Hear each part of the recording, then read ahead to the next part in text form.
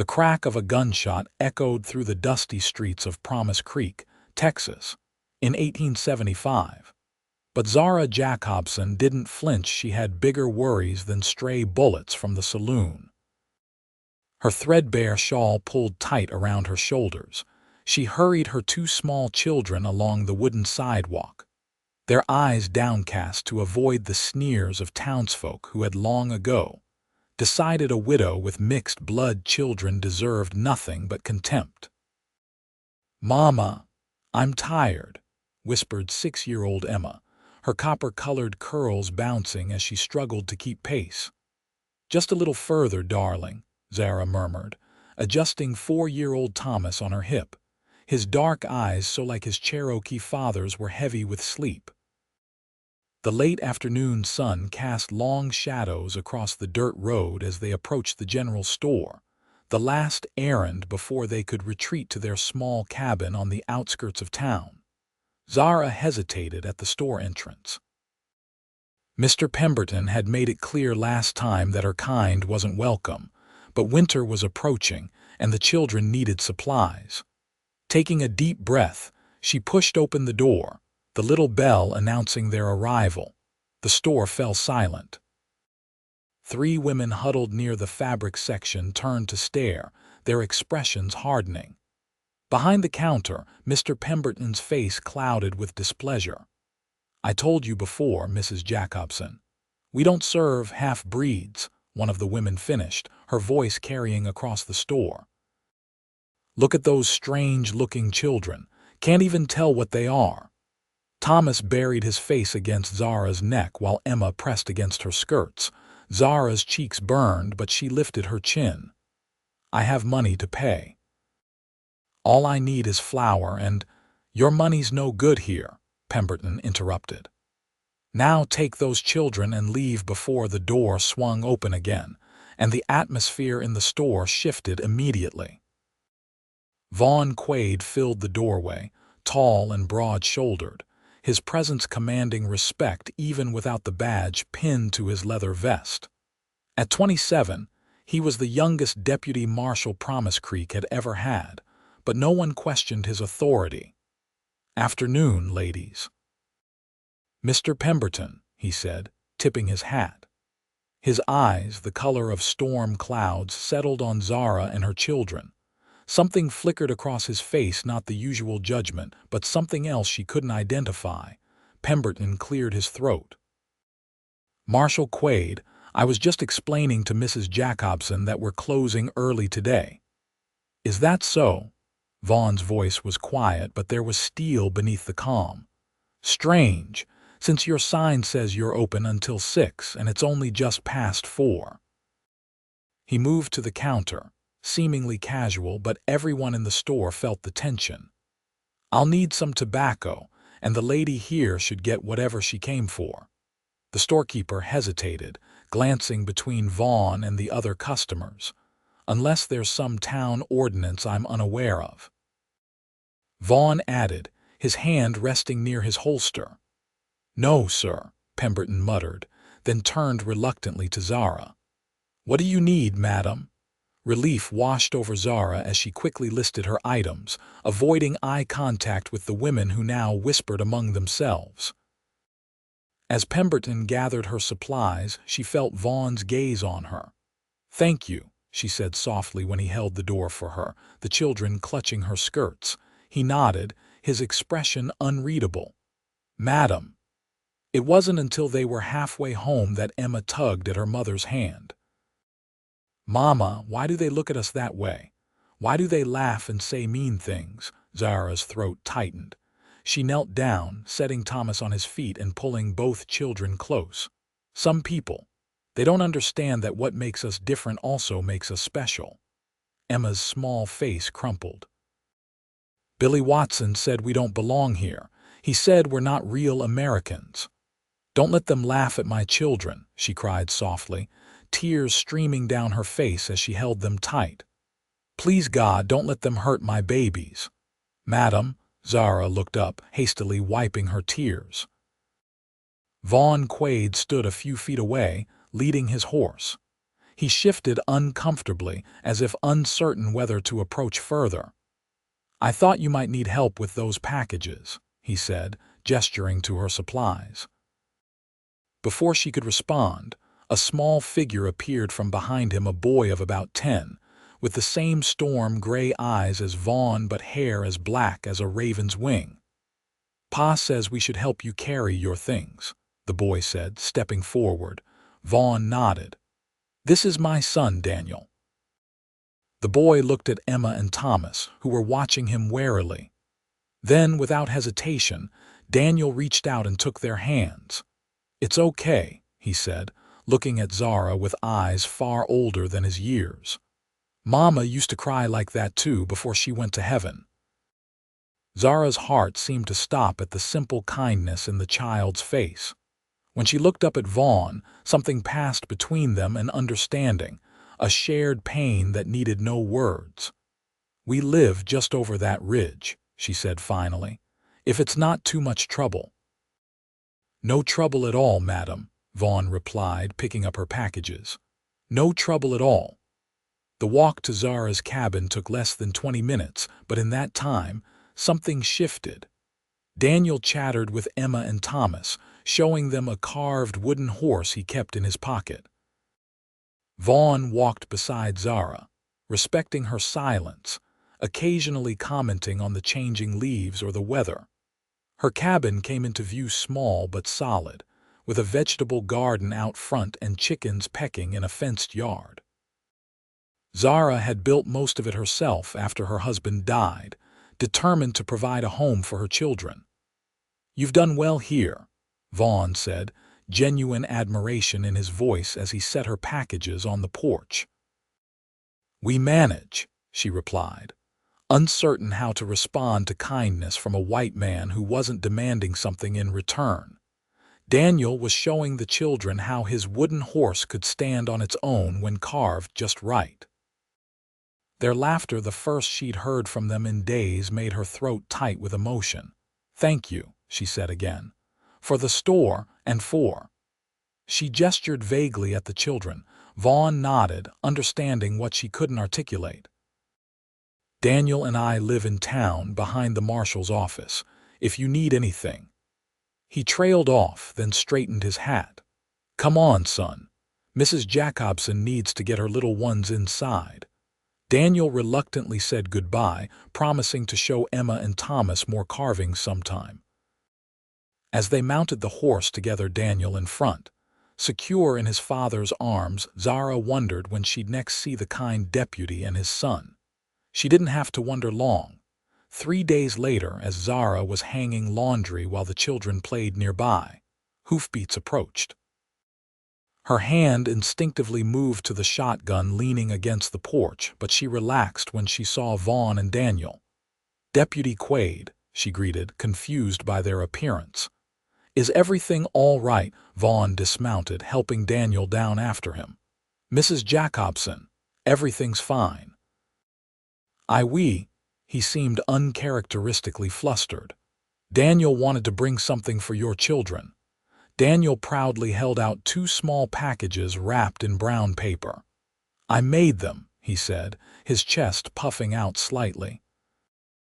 Emma and Thomas approached cautiously, but their faces lit up when they unwrapped the gifts to find beautifully carved wooden animals, a rabbit for Emma and a bear for Thomas. "They're wonderful," Zara said, genuinely impressed by the craftsmanship. "Did you really make these yourself?" "Pa taught me," Daniel said, glancing at his father with obvious adoration. "He's teaching me all sorts of things. He says a man should know how to work with his hands." Vaughn's ears reddened slightly. "My father was a carpenter before he took up ranching, passed some skills down to me." "Would you like some tea?" Zara found herself asking, surprising herself with the invitation. "It's getting chilly." The look of pleased surprise on Vaughn's face made something flutter in her chest. "That would be nice, thank you." Inside her small but tidy cabin, Zara felt self-conscious of the humble surroundings. The furniture was mismatched, much of it made by her late husband or herself. But it was clean, and colorful Cherokee weavings brightened the walls. "You have a lovely home," Vaughn said, removing his hat as he ducked through the doorway. While the children played outside within sight of the window, Zara and Vaughn sat at her table, an awkward silence between them until he finally spoke. "I should explain about Daniel's mother," he said quietly, turning his cup in his hands. "Most folks in town think she died of fever 5 years back." Zara waited, sensing there was more to the story. "The truth is, she left us. Couldn't handle frontier life, went back east to her family." His voice was matter-of-fact, but Zara saw the old hurt in his eyes. "I told Daniel she died because I thought it would be easier than knowing she chose to leave him." "I'm sorry," Zara said softly. "Daniel doesn't remember her much now. But he remembers how it felt when the other children would taunt him about not having a mother." Vaughn's eyes met hers.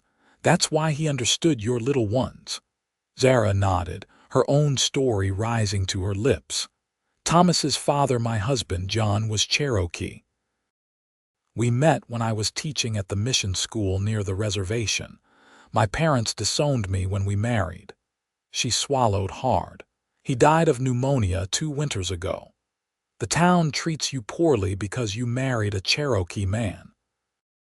"And because I refuse to be ashamed of it," she said, a spark of defiance in her blue eyes. "They wanted me to give up my children to an orphanage, said it would be better for everyone." Vaughn's expression darkened. "There's nothing better about separating a mother from her children." Something changed between them that afternoon. It was subtle, a foundation of understanding laid between two people who had known loss and faced judgment. As autumn deepened toward winter, Vaughn and Daniel became regular visitors to the small cabin. At first, Vaughn made excuses, bringing firewood, fixing a loose shutter, checking on them after a bad storm. But soon, the pretenses fell away, and they simply came because they wanted to. Daniel taught Emma and Thomas how to carve simple shapes from wood. Vaughn repaired Zara's leaky roof and built shelves for her kitchen. In return, she mended their clothes and baked bread that made Daniel declare he'd never tasted anything so good in his whole life.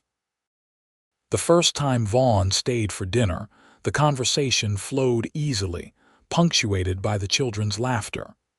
When he and Daniel finally left, the cabin felt emptier than it had before. "I like them," Emma said as Zara tucked her into bed that night. "Mr. Vaughn doesn't look at us funny, and Daniel says we're his friends."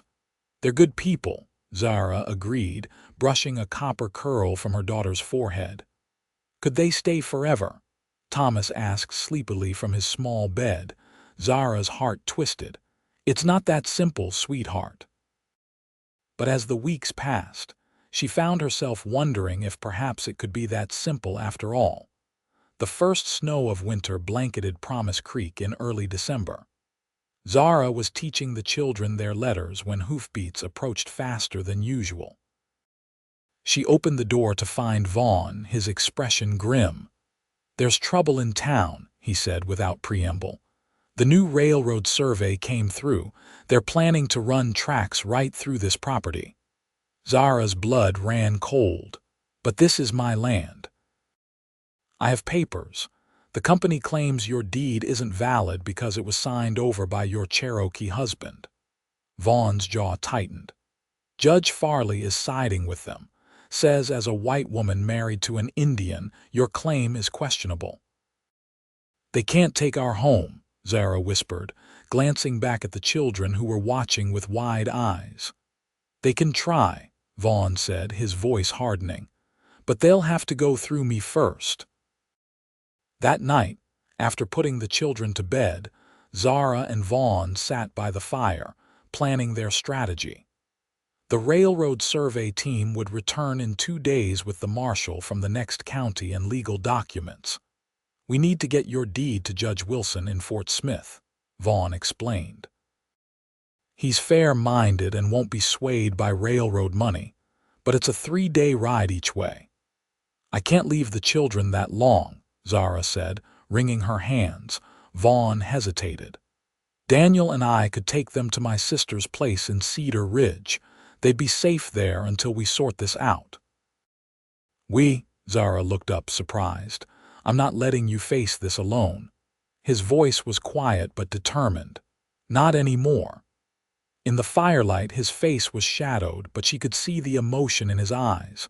Without thinking, she reached out and placed her hand on his.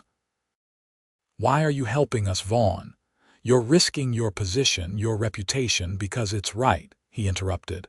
Then, more softly, and because I care about you, all of you. The words hung between them, honest and vulnerable. Slowly, hesitantly, Vaughn turned his hand to clasp hers. I never expected to feel this way again, he admitted. After Charlotte left, I figured that part of my life was over. Then you stood in that store with your head held high, despite everything, and something in me just recognized something in you. Zara's heart thundered in her chest. I'm half Cherokee with 2 mixed-blood children. The town would never accept, the town be damned, Vaughn said with sudden fierceness.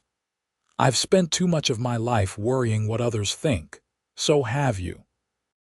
Before she could respond, he leaned forward and kissed her gently at first, then with a passion that left her breathless. When they finally broke apart, Zara saw her own wonder reflected in his eyes. Whatever happens, he promised, we face it together. The next morning, they set their plan in motion. Vaughn sent a telegram to his sister, while Zara packed essentials for the children. By nightfall, Daniel and the children were safely on their way to Cedar Ridge with Vaughn's trusted friend, Tom Bradley. As the wagon disappeared over the hill, Zara felt Vaughn's strong hand on her shoulder. They'll be safe, he assured her. Now we ride for Fort Smith. The journey was hard, with winter weather slowing their progress. They rode side by side during the day, talking about their lives, their dreams, their children. At night, they camped beneath the stars, and Vaughn held her close against the cold. On the third night, huddled together in a small cave as snow fell outside, Zara finally asked the question that had been on her mind. If we win this fight, what then? What happens to us? Vaughn's arms tightened around her. Whatever you want to happen, I know it won't be easy. People will talk. But I've never been more certain of anything in my life than I am about you, Zara Jacobson. And the children, I already love them, he said simply. And Daniel adores them. We could be a family if that's what you want. Under a blanket of stars, with snow falling gently outside their shelter, Zara made her choice. Their kiss sealed a promise that neither had expected to make again, a promise of love, of family, of facing the world together no matter what came. Judge Wilson received them the following day, reviewing Zara's deed with careful attention. His bushy eyebrows rose several times as Vaughn explained the situation. This deed is perfectly valid, the judge declared finally. Your husband's Cherokee status does not invalidate your property rights, Mrs. Jacobson. I'll write an official ruling and send it by express courier to Promise Creek. Relief washed over Zara, but she knew the battle wasn't over. The railroad company won't give up easily. No, the judge agreed, but they'll have to follow the law, and Deputy Quaid here will make sure they do. He peered at them over his spectacles. Although I suspect your relationship extends beyond professional assistance, Deputy, Vaughn didn't flinch. Yes, sir. I intend to ask Mrs. Jacobson to marry me once this matter is settled. The judge nodded, a slight smile beneath his mustache. Good. She'll need a strong ally in the fights ahead. He turned to Zara. The world is changing, Mrs. Jacobson, but not fast enough for many. Your children will face challenges, but they'll have a better chance with 2 parents standing beside them. The return journey to Promise Creek was faster, driven by their desire to reunite with the children. They arrived to find the railroad surveyors already staking claims on Zara's land, accompanied by the county marshal and several hired men. "This is private property," Vaughn called out, riding up with Zara beside him. His badge caught the winter sunlight. "You're trespassing." The railroad foreman sneered. "We have authorization. This land belongs to the Western Pacific Railroad now." "I think not," Vaughn replied, producing Judge Wilson's sealed documents. "Federal court ruling. This land belongs to Mrs. Jacobson, and no railroad has any claim to it." The county marshal, a man named Reeves, whom Vaughn had never trusted, examined the papers with a scowl. "These look official, Harrison," he grudgingly told the foreman. "We'll need to withdraw until the company lawyers review this." The foreman's face darkened. "We've invested too much to let some Indian-loving—" "Choose your next words very carefully," Vaughn interrupted, his hand moving to his holster. "That's my future wife you're speaking about." A tense silence fell over the group. Finally, the foreman spat on the ground. "This ain't over," he warned, but signaled his men to pack up. As they watched the surveyors leave, Zara reached for Vaughn's hand. "Did you mean that? About me being your future wife?" "Every word," he said, turning to face her. "I was hoping for a more romantic setting," but he dropped to one knee in the snow, still holding her hand. "Zara Jacobson, will you marry me? Will you let me be a father to Emma and Thomas, and let Daniel have the mother he's been missing?" Tears filled Zara's eyes as she nodded. "Yes," she whispered. "Yes to all of it." Their wedding took place on Christmas Eve in Cedar Ridge, where Vaughn's sister Sarah had welcomed them with open arms. The small church was decorated with evergreen boughs and candles, and the children stood proudly beside them, Daniel as his father's best man, Emma as her mother's maid of honor, and Thomas carrying the rings on a small velvet pillow. "I now pronounce you husband and wife," the minister declared. "What God has joined together, let no man put asunder." As Vaughn kissed his bride, cheers erupted from the small gathering. Sarah and her husband, Tom Bradley and his family, and several of Vaughn's friends who had made the journey to support them. The celebration continued at Sarah's home, where the children fell asleep by the fire, exhausted from excitement. As the guests departed, Vaughn found Zara standing by the window, watching the snow fall. "Having second thoughts?" he asked softly, slipping his arms around her waist. She leaned back against him, shaking her head. "Just thinking about how much has changed in such a short time. 3 months ago, I was alone against the world, trying to protect my children from cruelty and prejudice.